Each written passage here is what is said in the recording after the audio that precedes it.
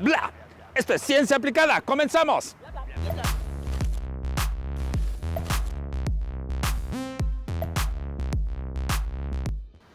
Señor, mi torta, ya me iba. Muchas gracias, qué rico, buen día. Hola, mi nombre es Daniel Anaya, estamos en Ciencia Aplicada. El día de hoy tenemos un tema sumamente interesante, aparte de tortas de tamal. Se llama literatura. ¿Y por qué literatura? Pues porque puedes decir cosas como de mis soledades vengo, a mis soledades voy, o yo no sabía que pedirte que vengas sería casi tan dulce como tenerte, aunque no vengas. Y no haya sino la ausencia, tan dura como el golpe que me di en la cara pensando en ti. Las palabras y las cosas son elementos que nos acompañan todos los días. Pensar es posible a partir de que podamos nombrar todo eso que existe. Plantas, jardines, parques, Puebla, nos permiten construir pensamientos, construir sentimientos y emociones. Por eso en Ciencia Aplicada vamos a dedicarle el programa a la lectura, la literatura y específicamente a las comunidades lectoras. ¡Ea!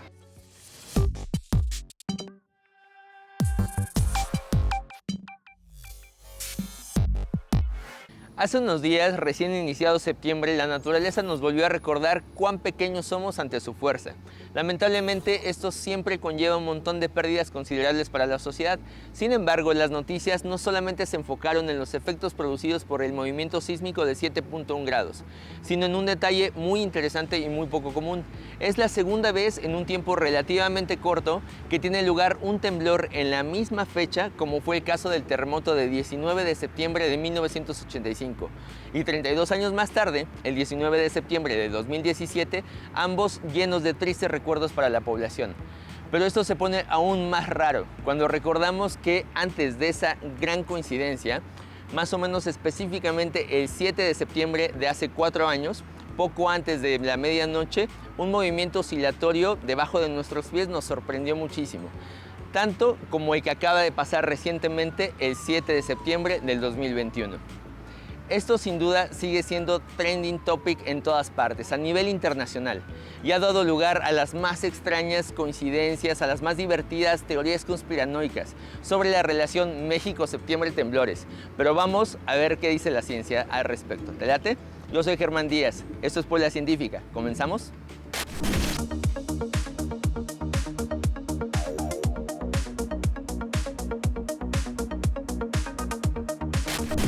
Nuestro cerebro tiene formas muy complejas de procesar la información. Por ejemplo, cuando vamos a mirar a las nubes, buscando patrones tendemos a organizarlos de tal forma que podemos ver siluetas, formas, figuras o incluso rostros. Esto sucede también mucho en el test de Rorschach o en la máscara de Rorschach de los vigilantes.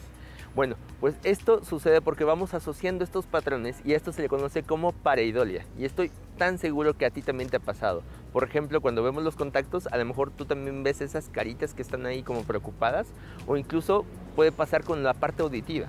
Por ejemplo, cuando estás escuchando una canción en inglés y tú la guacharareas y distingues frases en español pero tan peculiares que dices, obviamente esto tiene que ser, como el famosísimo me aguanto un refri o los huevos con aceite, por ejemplo, con The Twisted Sister. Y aunque esto parezca algo muy raro, tiene una explicación evolutiva que Carlitos Darwin nos va a explicar. En nuestro inconsciente evolutivo hay almacenada una enorme cantidad de información que algunos llaman instinto o subconsciente, pero en realidad es un mecanismo de supervivencia, ya que es una ventaja adaptativa el hecho de reconocer formas o patrones dentro de un ambiente camuflajeado. Esto mantiene a nuestros sentidos alerta ante cualquier ataque. Esto se lleva a cabo cuando la vista identifica algunos patrones, llena los huecos con información que posee. Por ejemplo, si identificamos dos formas semicirculares con una distribución proporcional, nuestro cerebro va a completar esa información que falta creando un rostro, como el de tu ex, ya sabes, para mantenerte alerta.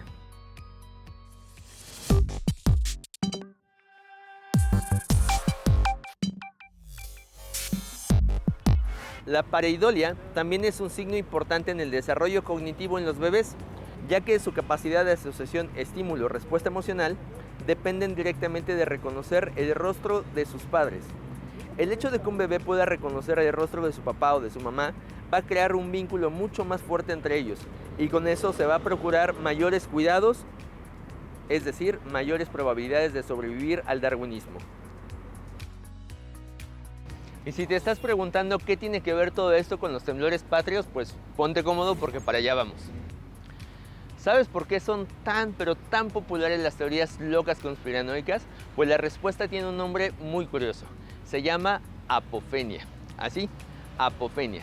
Y podremos decir que es ese pequeño Maussan que tenemos todos en nuestro cerebro que está todo el tiempo viendo conexiones y armando historias de conspiración, de espionaje o incluso supersticiones. A esto, la psicología se le considera como un prejuicio cognitivo, que genera una serie de conexiones forzadas o incluso a veces muy fortuitas para poder crear patrones donde no los hay, no existen. Ya sabes, muy típico de Libra. No, ya en serio. Esto, así es como funcionan todos los horóscopos. Esto apofenia buscando un montón de patrones de coincidencias de acuerdo a los planes que unas rocas o bolas de plasma espaciales tienen planeado para ti. Y esto puede ir incluso mucho más allá. Por ejemplo, pensar que hay algo muy especial cuando ves tu celular o ves el reloj y marca las 11:11. Bueno, pues lo mismo sucede con las fechas de los temblores. Chécate.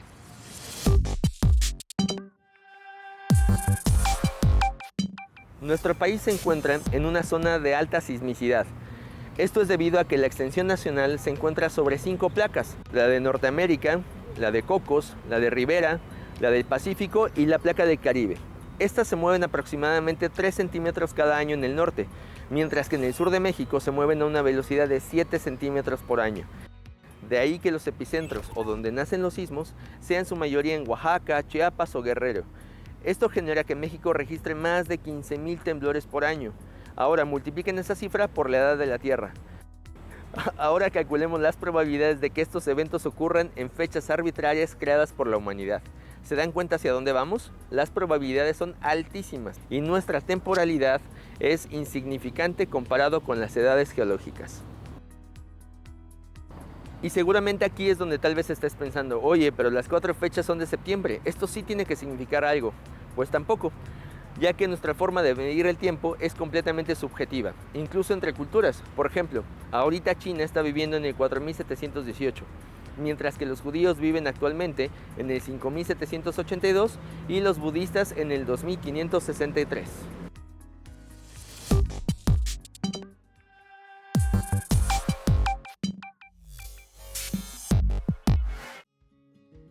Estas coincidencias de patrones son algo pero muy común, tanto así que hay unos ejemplos buenísimos. Por ejemplo, el caso de una gráfica de correlación que demuestra que las apariciones de Nicolas Cage en todas sus películas predice el número de muertes anuales tras el ahogamiento en una piscina.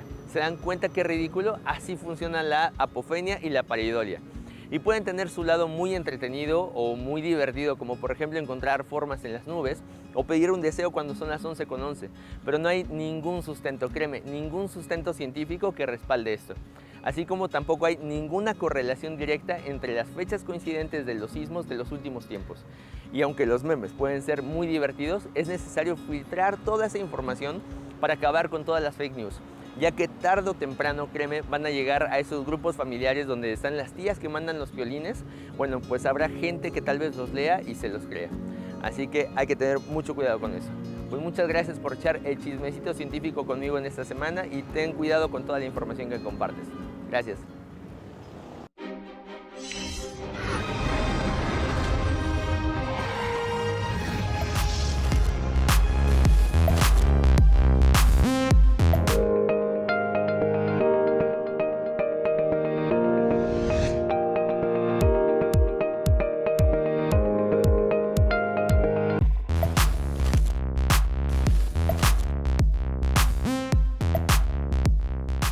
Hola gente, estoy en el Consejo Puebla de Lectura y pues nada, tengo a Daniel. Daniel, ¿cómo te encuentras?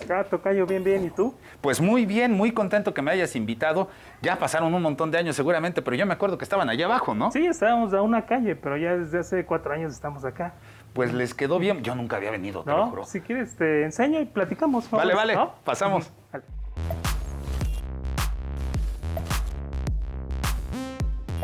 Te tengo que hacer una pregunta muy simple. La pregunta tiene que ver con ¿qué están haciendo ahorita?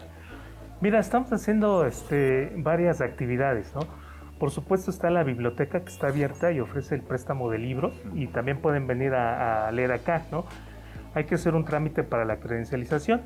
Tenemos también algunas actividades artísticas, ¿no? Porque tratamos de combinar la lectura con las artes, entonces viene un cuentacuentos, de repente viene un poco de circo o viene un grupo musical, pero nos hemos apropiado de la banqueta, ¿no? O sea, de la banqueta que saca, ponemos unas carpas, sacamos los tapetes y ahí hacemos las actividades también un poco esto por la pandemia, ¿no? No, claro, pero esto de estar en la calle me parece fantástico, cultura en calle, o sea, lectura en calle, porque, ¿sabes? Siempre hay esta idea medio chafa que los lectores todos callados, entre cuatro paredes, el escritorio, la lamparita, y no, pero eso es un mito. Los lectores de a pie, los que andamos en el micro, ¿no? Pues andamos, doblamos el libro, ahí le preguntamos y todo ello. Y con eso me nace la siguiente pregunta. ¿Qué es lo que han hecho aquí en el barrio? Entiendo que luego trabajar en el barrio del Alto es medio complicado, pero ¿qué han logrado hacer para la integración, para generar la identidad desde acá, desde el consejo, y que la banda allá afuera, pues, le entra a la lectura, ¿no? Claro, mira, una de las situaciones que hemos visto es justamente lo que te decía, de apropiarnos de la calle, ¿no? Que al final de cuentas es un espacio público y que es algo que los propios habitantes del barrio lo hacen de manera histórica, ¿no?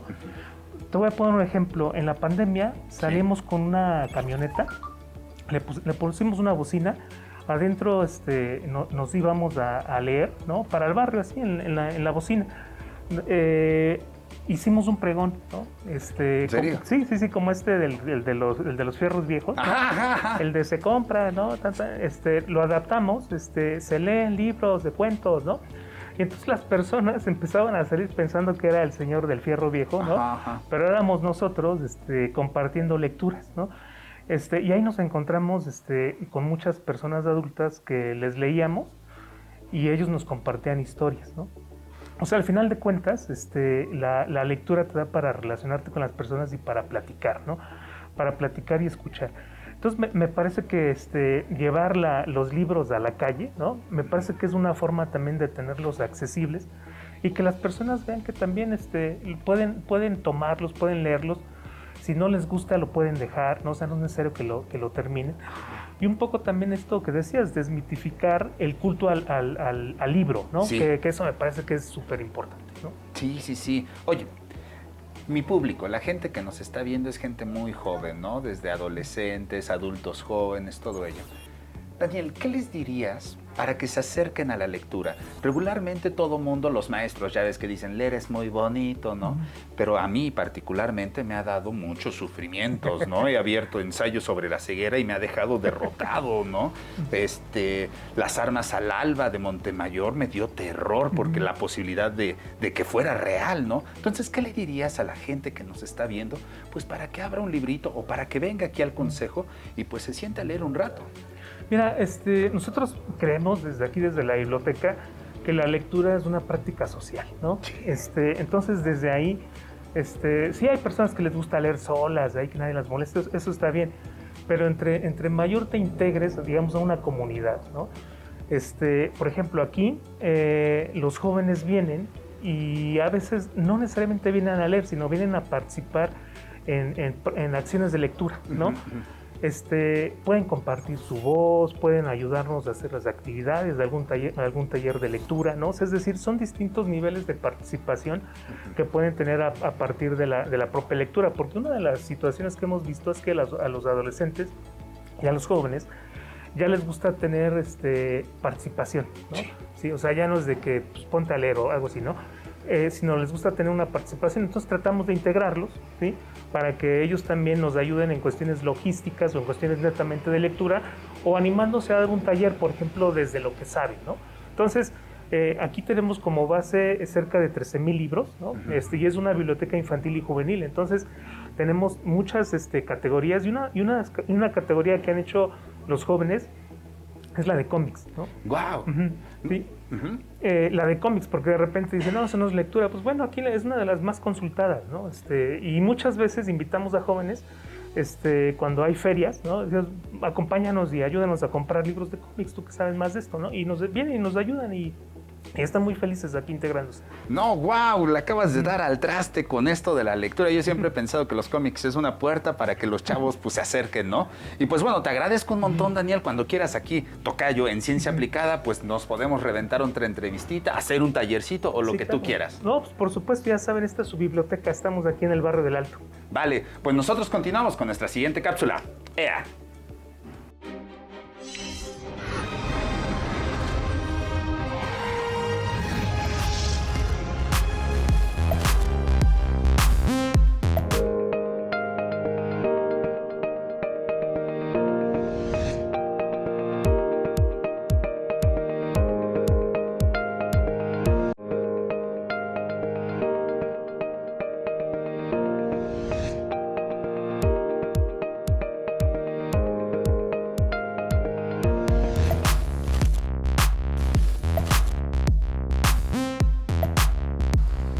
Es un gusto estar una vez más con ustedes desde el corazón de la ciudad de Puebla, el barrio del Alto.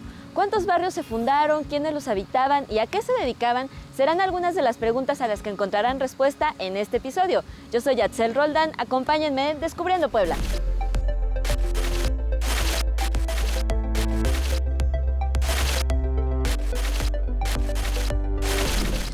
Sabemos que la ciudad de Puebla de Los Ángeles fue fundada oficialmente el 16 de abril de 1531. Ese día, según Fray Toribio de Benavente, conocido también como Motolinía, se celebró la misa de fundación y se iniciaron las obras de su construcción. Según el documento Crónica de la Ciudad, Puebla fue concebida como un lugar en el que pudieran vivir españoles que no tenían residencia fija y vagaban por el país. Así, aquí podrían proveerse de un lugar en el que pudieran satisfacer sus necesidades económicas y sociales y al mismo tiempo construirían un asentamiento que sirviera de abrigo a los demás españoles ante cualquier rebelión indígena. Mucho se ha discutido el lugar preciso de la fundación, así como la fecha, además de que hay datos contradictorios en los documentos que se conservan y que fueron cercanos a los eventos señalados sobre la fecha y el lugar de fundación. A los indígenas traídos por medios coercitivos para construir la ciudad, en algún momento se les fijó como residencia los solares de la periferia del asentamiento español. Así, se tuvo una división territorial en la que la traza era el espacio destinado a las actividades urbanas de la población colonizadora. Y tiempo después, el barrio sería el nombre con el que se le conocería a los asentamientos destinados a los indígenas y demás población no hispana. Según el doctor Carlos Montero Pantoja, en la primera fase de reparto de tierras, fechado entre 1531 y 1545, oficialmente no hubo acciones que involucraran a los indígenas en el proceso de reparto, y tampoco se les consideró en el planteamiento original de la ciudad. Por tanto, el lugar en el que se les ubicó no se reconoció en ese momento como asentamiento, por lo que se trata de los primeros lugares irregulares de la ciudad por omisión de las autoridades hispanas. Desde los primeros años de la ciudad se presume la existencia de algunos barrios como San Pablo, San Sebastián y el Alto de San Francisco, en donde nos encontramos hoy. Se cuenta que fue en el barrio del Alto en donde se realizó la primera fundación de la ciudad, en una choza enramada donde por primera vez dio misa Fray Toribio de Benavente, en el lugar en el que actualmente se encuentra el Templo de la Santa Cruz.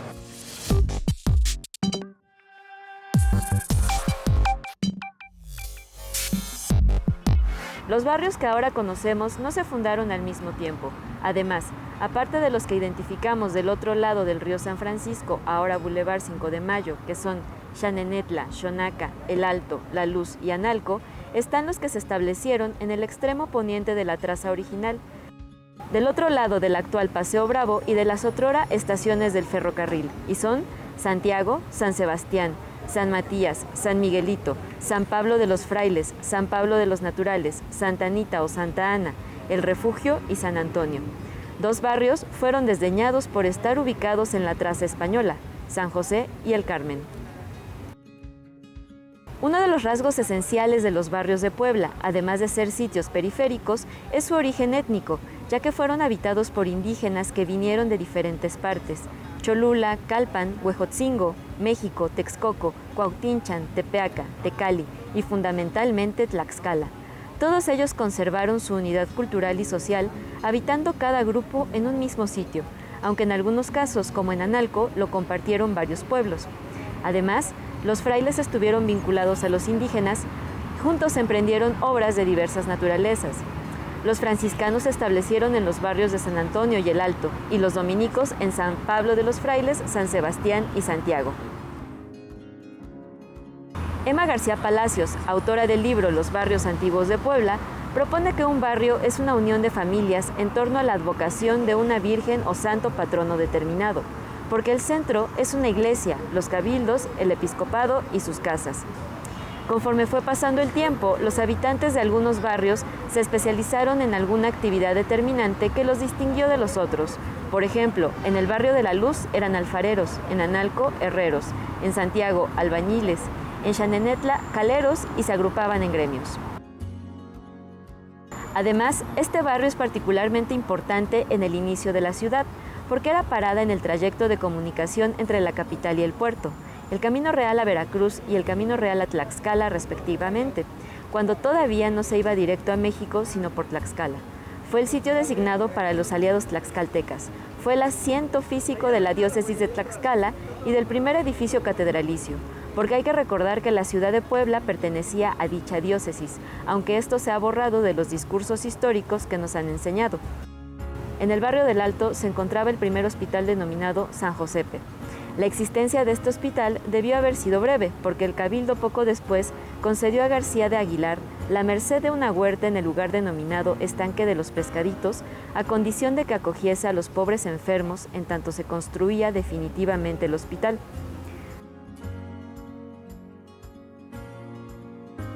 En este barrio también está la sede del gobierno estatal, llamada Casa Aguayo, pero conocido por los habitantes del barrio como La Marranera. Por mucho tiempo fue una casa de baños públicos y después fue cuartel de soldados y soldaderas. En este barrio también se conservan 2 conventos franciscanos con la tipología de los que estaban destinados a la evangelización. Particularmente representativo es el de San Francisco, con la monumentalidad y espacios abiertos que lo caracteriza, representados por el atrio. En función de plaza pública, actualmente es el espacio preliminar al ingreso de la iglesia, y el panteón, ya desaparecido. Este mismo criterio se utilizó en recintos de menor tamaño como la iglesia de San Juan del Río, también en El Alto, y en el templo del Santo Ángel Custodio en el barrio de Analco.